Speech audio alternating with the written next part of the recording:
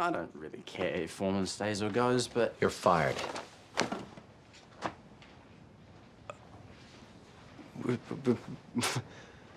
What, because I yelled at you? Because you've been here the longest, learned all you can, or you haven't learned anything at all. Either way, it's time for a change. I'm going to read you something. Asperger's syndrome is a mild and rare form of autism. It is typically characterized by difficulty establishing friendships and playing with peers, trouble accepting conventional social rules, and they dislike any change in setting or routine, or broadloom. Doesn't say that last part, but you get my point. House doesn't have Asperger's. The diagnosis is much simpler. He's a jerk. Relationships. Bergman. What do you want me to say? I don't know. You're the one who set the theme. Something about relationships made you go out and provoke a fight. Wilson and Sam have a relationship. You're not thrilled about it? They're happy. Why should I screw that up? Everyone's happy. Everyone's moving in together. You can't blame yourself for her death. This wasn't your fault. That's the point! I did everything right. She died anyway. Why the hell do you think that would make me feel any better? Using a crack team of doctors and his wits, an antisocial maverick doctor specializing in diagnostic medicine does whatever it takes to solve puzzling cases that come his way. That's how IMDb describes the show House MD on their website. What does that word antisocial mean? To common folk, it simply means that you aren't fond of people and prefer being alone. But in a medical world, that term implies that one who is antisocial is a sociopath. Antisocial personality disorder is a case where one lacks an impulse control and often does things that they want without regard to what is right or wrong. These people often lack remorse, and they do whatever they want in order to get whatever they want. On a surface level, this seems to describe Dr. Gregory House perfectly. He's an impulsive a-hole who often disregards people's emotions in order to get whatever he wants.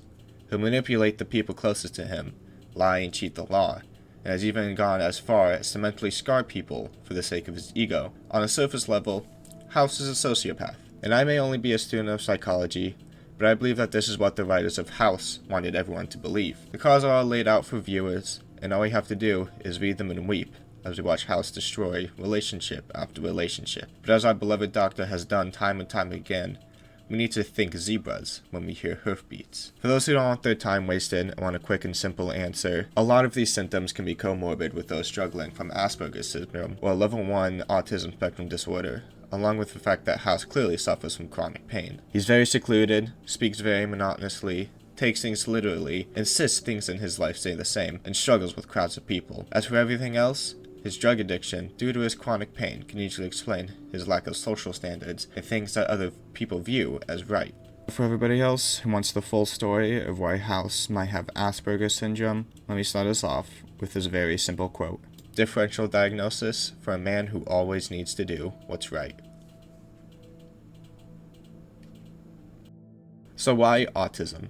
Obviously a huge meme on the internet that House is the true good doctor when the portrayal of autism in that show is just too stereotypical for people to enjoy it to its fullest. It's not necessarily a bad show, it's just one that has its bad moments. As for House, most people can agree that if this were a case of autism, it's one done strikingly well. Let's look at the biggest and most prevalent symptom of his autism, his disdain for change. The most iconic case of this is in season 3 of House, after he was shot in the previous season by an ex-patient. Long story short, for those who haven't seen the show, House saved a woman's life, but destroyed her own personal life, causing her ex-partner to grow a hatred towards House that led to him shooting the doctor in his own offense. After this event occurred, House looked fondly on the blood stain on the floor. It was a part of him. It was his blood. To him, it held a level of symbolism that kept him emotionally attached to that piece of carpet. In an episode where House treats a patient with a much more severe case of autism, the hospital is ordered to have the carpet replaced. Obviously enraged by this, House plays games with Cuddy in an attempt to get her to undo the decision to replace his carpet, only to be met with her usual rebuttal of, "It goes against hospital policy, you literally can't do that." A quote that summarizes almost every single episode of House. In the end, House does get his carpet back, mostly because of a quick dialogue between Wilson and Cuddy. Right after this, Wilson goes to House and says, "You don't even have Asperger's," letting the audience know that even if House does have the disability, he's never been explicitly diagnosed throughout the course of the show. For how wrong was Wilson in this clip prior? The carpet was something he needed.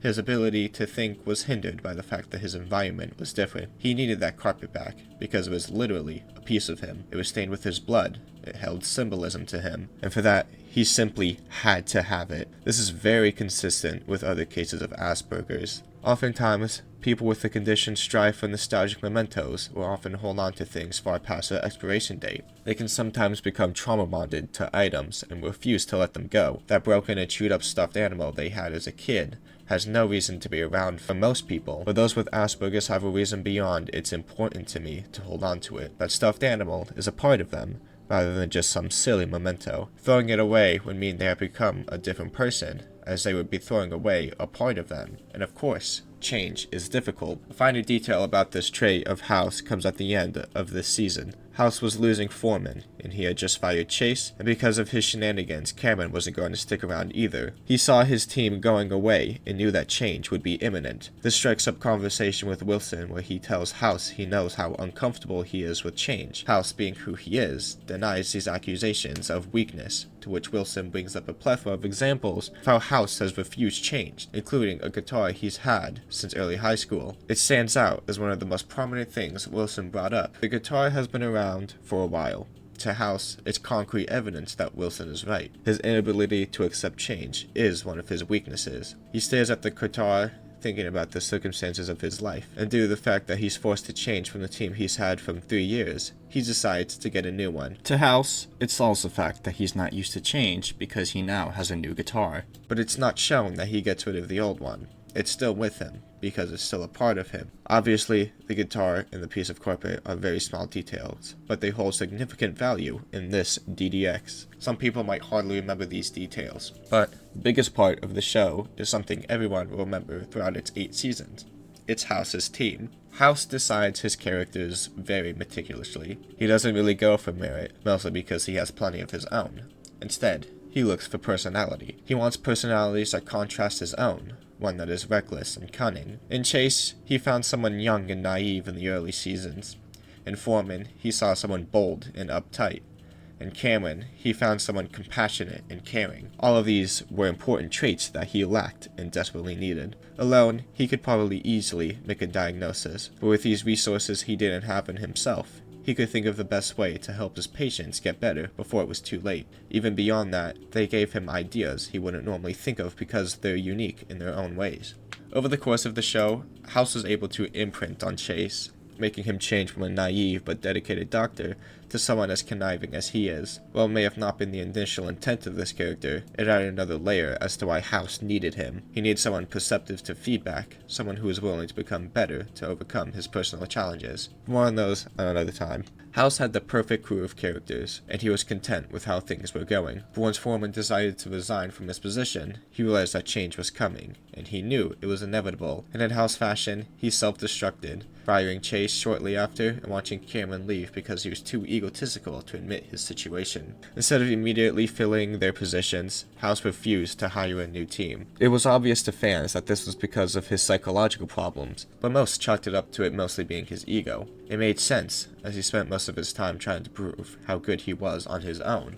But I'd rather argue it was not because of his ego, but because of the fact that he wasn't ready for a new team. He wouldn't be ready on his own. He cherished those people on his team, and his soul felt that it wouldn't be right to just replace them so quickly. After all, he'd rather carry a dead leg around his whole life than cut it off. It wasn't until Cuddy forced him to find a new team that he caved in, and they were all just more or less scrambled personalities of his old team. Taub was to be the new foreman, a man who could challenge House's intellect because he was wiser than most of the other participants and carried this bold demeanor. Hadley, or more commonly known as 13, was a very compassionate person and offered a softer touch than the rest of the team. And Kuttner was another naive and passionate idiot, willing to do whatever it took to be part of House's team and prove his worth as a doctor. I fired you. No, you didn't. He fired you. You're number 6. No, I'm not. I'm number 9. Give her shots of tequila, measure how long it takes for her to pass out. If it's too fast, then we know her liver's not processing alcohol. It means it's shot. I like you, number 9. If it's a cop run, security guard has to take him down. It was also at this point in the show that they decided to add more depth to the characters, giving them each their own clear backstories and traumas they deal with, rather than being incredibly vague and waiting for House's games to come full circle to learn more about these characters. And then there was just Foreman. The same guy he had, and the same guy he admired as part of his team. For House, he was just back in business. He did his old team justice by finding similar and worthy people to replace him with after a serious trial of 40 potential characters. All of this was good for a while, until... Major spoilers, skip ahead a little bit if you don't want to be spoiled. Until one of his team members took his own life. Kal Penn, the actor of Kuttner, got an amazing opportunity to work in the White House as we entered the 2009 term of Obama, and as a result, he had to leave the show, leaving the writers with no choice but to remove the character from the show, opting to have Kuttner commit suicide. Instead of replacing the doctor's position, House left it open. He couldn't replace a part of who he was so quickly, and left a Kuttner-shaped hole in his heart. House obviously cared for Kuttner. Most characters in the show realized that House was coping with the loss in his own House way, even though he had refused to admit it for so long. Eventually, this grief among his crippling Vicodin addiction led him to a mental facility where he spent a year in rehab. In that time, Foreman took over the department and did such a horrible job that the team disbanded. Looking for hope, he asked Cameron and Chase to help out, while House was still waiting for his medical license to become valid again. Once he was back in control, Housen decided he didn't want another new team. He wanted his old team back. He wanted all of them, as they were all a unique part of him. He sought to get Cameron, Chase, Foreman, Taub, and 13 back on his team, and in the end, he got all of them except for Cameron, who couldn't handle the grief of working for House anymore. He obviously didn't want to change anything anymore. This was his team, and he was going to stick with it. Later on, when he returned to Princeton Plainsboro Teaching Hospital after serving time in jail, he proceeds to do the exact same thing, except for 13 and Foreman. I almost said 13 and 14. That'd be so funny. Anyways, the former being permanently fired because House wanted her to live her life happily before dying of Huntington's, and the latter because, well, Foreman was his boss now. I could go on about House's refusal to change, such as his longing desire to keep Cuddy in his life, his desire to rather die than give up a literal part of his body, and the fact that he repeatedly refused to change anything about himself or his environment time and time again over the show. But I think we get the point that House hates change. People with Asperger's hate change. And while that's nice to prove and all, it's not enough alone to prove that House has Asperger's. So let's move on to our next system, his antisocial behavior. And no, I don't mean the mental illness that I'm trying to disprove. I mean the common folk understanding of the term. House hates people. He does not like talking to people. He clearly exhibits this trait throughout the show, and that showcases this trait where he avoids social situations as much as possible. This goes far beyond basic introvertism. It is one of his symptoms of ASD. Every episode where House has a patient, we hear the phrase, "You must be Dr. House," or his standard introduction, "I'm Dr. House." Roughly halfway through the episode. That's because of this simple rule. House interacts with his patients as little as possible. And why is that? His reasoning is that everybody lies. But his refusal to do clinic duty supports another explanation. He hates interacting with people. Every time House has an appointment in the clinic, he begrudgingly pulls himself through it by being rude to the patient or making it end as quickly as possible. His diagnoses are always on spot, cleverly deduced from minor details he sees in the patient. Only once has House spent more than roughly 2 minutes straight with a clinic patient, and that was because she refused to be with anyone else due to prior complications. This trend with his clinic patients is so consistent with his actual patients. He only interacts with his patients when he's come to a dead end, oftentimes provoking them for an answer or just doing it to get some test results himself when his team doesn't trust his ethics. His tendency to be brutally honest and rude with his patients is also a social symptom of his autism. He doesn't dance around rhetoric or metaphors. He's a literal person. Sometimes the truth hurts, and he lacks the social cues to understand that sometimes you need to withhold the truth for the sake of people's feelings. According to him, that's stupid. Just be brutal and upfront. These behavioral instances are all in line with how people with Asperger's behave. There's no reason for them to sugarcoat and be fancy with their words. They are often blunt and straightforward, a characteristic in line with House. A side effect of this is that they often come off as rude, even if they don't notice or are trying their best to be nice. It's this lack of social cues and understanding that help define what the disability is, characteristics in line with the behavior we see with House throughout the entirety of the show. And sometimes, House just wants to be alone, like most people with Asperger's do. In Season 7 of House, the Doctor has a scheduling conflict with, at the time, girlfriend Cuddy and best friend Wilson, so he tries playing at both of them in an attempt to earn a little bit of free time. He tells Wilson he's sorry about his recent breakup, but he's preoccupied with Cuddy's dinner and really needs to reschedule. Wilson agrees, but unfortunately after House pulled the same stunt with Cuddy, saying to her he was more worried about Wilson and wouldn't be able to attend dinner. However, Cuddy and Wilson are still friends and still talk to each other, and realize House was playing at both of them, to which he was confronted. After being forced to dinner for one night, he pulls the same stunt later in the episode and ends up actually succeeding, earning a night for himself to socially detox and relax the way he sees fit. One more issue with his social symptoms is simply in the way he talks. The only time his pitch or tone changes is if he's mocking someone. Other than that, I think everyone who watched the show knows how he talks. Another thing in line with ASD patients is the way they speak is very monotonous, something that House clearly exhibits with how clearly cheerful he is all the time. We see every other character have a tone and mood behind their voice, while the most House gets is a little rowdy whenever he's frustrated. And before I go over his character in ways that disagree with antisocial personality disorder, I want to quickly touch on one small detail that is pretty big with people who have autism, and that's a special interest. What does House seem to really like other than diagnosing people? I mean, time and time again, he's seen asking Wilson or other characters to attend monster truck rallies with him, even buying one himself in Season 7 while he mentally recovers from Cuddy breaking up with him. It's subtle, but it's obvious that he has a special interest in vehicles, and even more brief is that his academic interest seems to be in line with the unknown.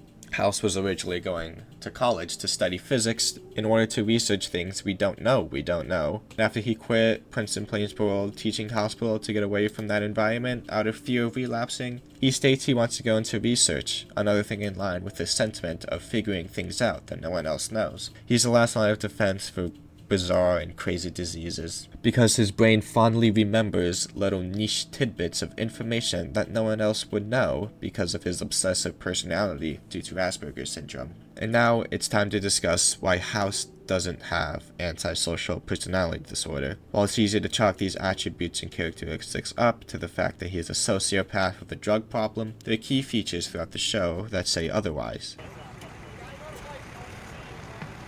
Knowing him, he'll be in a bar. He'll find one that matches how he feels inside. It'll be the most dark, depressing hole you can find in New Jersey. House has a run-in with a patient who's, quote-unquote, just like him.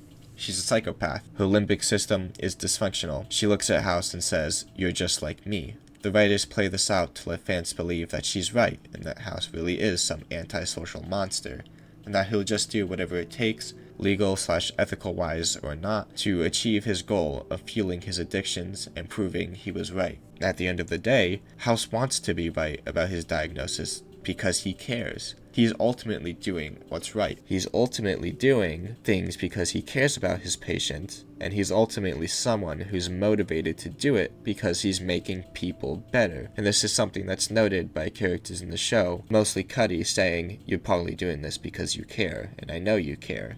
And that's because he does. House has his own moral compass that he goes off of. Whether or not ethics or the law says it's right matters to him little. House's moral compass is this genuinely helpful for this person or not? An easy way to describe this is with a poor man robbing a convenience store. Ethics says he stole money from someone else who needs it, and the law says he's a felon who's unlawfully taken cash. But his own moral compass said he needed that money because he was starving, and at the end of the day, even though he stole money, he did it because it would make his life easier and help his kids to financially support them. This is similar to how House's moral compass operates. He did it because he knew it would work out for them better in the end. Though it's kind of heartless, he does this with his close friends and colleagues. Most of them realize his kind intent in the end. No matter how many times he's messed with Wilson, Wilson knows he's doing it out of care and love. 13 knew House would interfere with her personal life because he wants her to be happy in the face of her illness. Taub got seriously messed with his personal relationships and marriage, but only because House wanted to show him the integrity of those relationships in hopes Taub would make the right choices.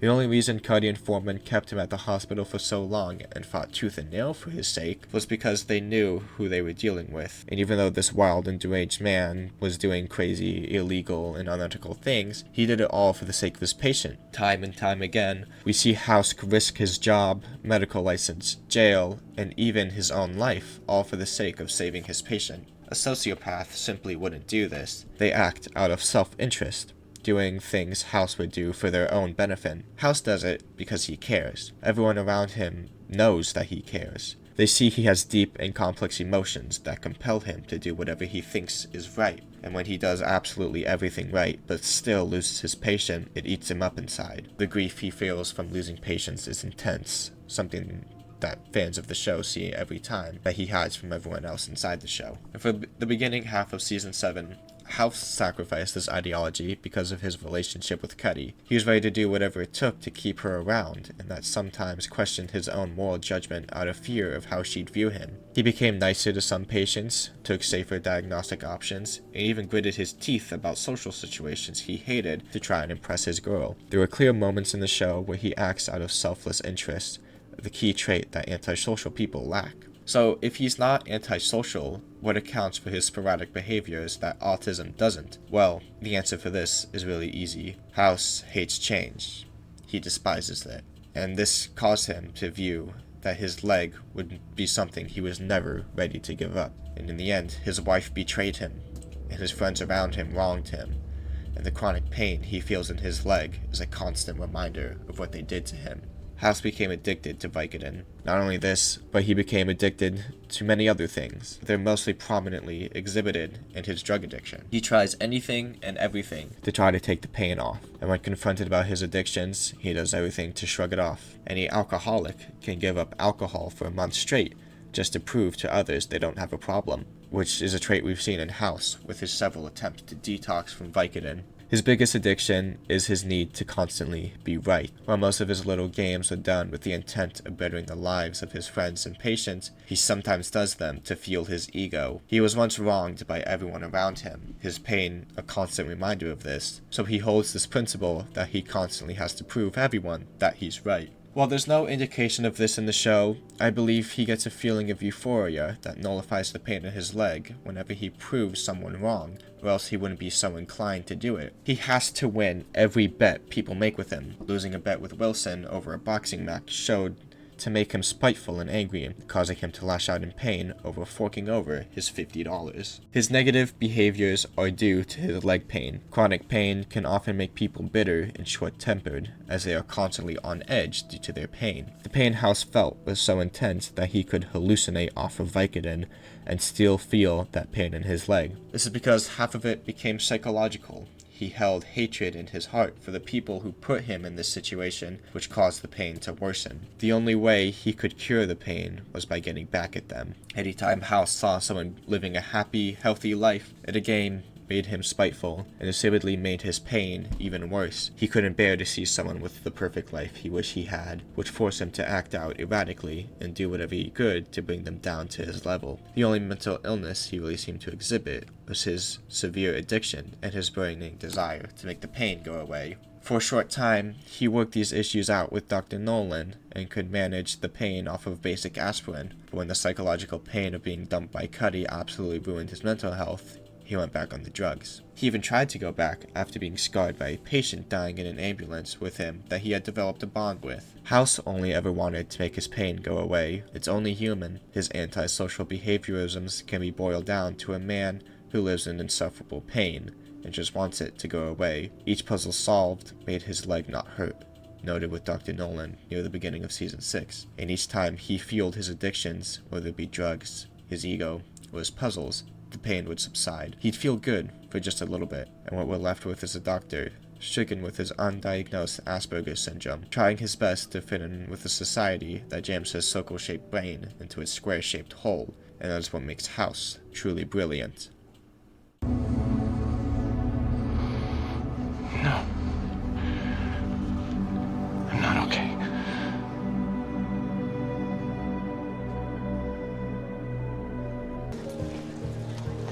Boss finally got you. He tried, but I gotta go. you should have seen it. It was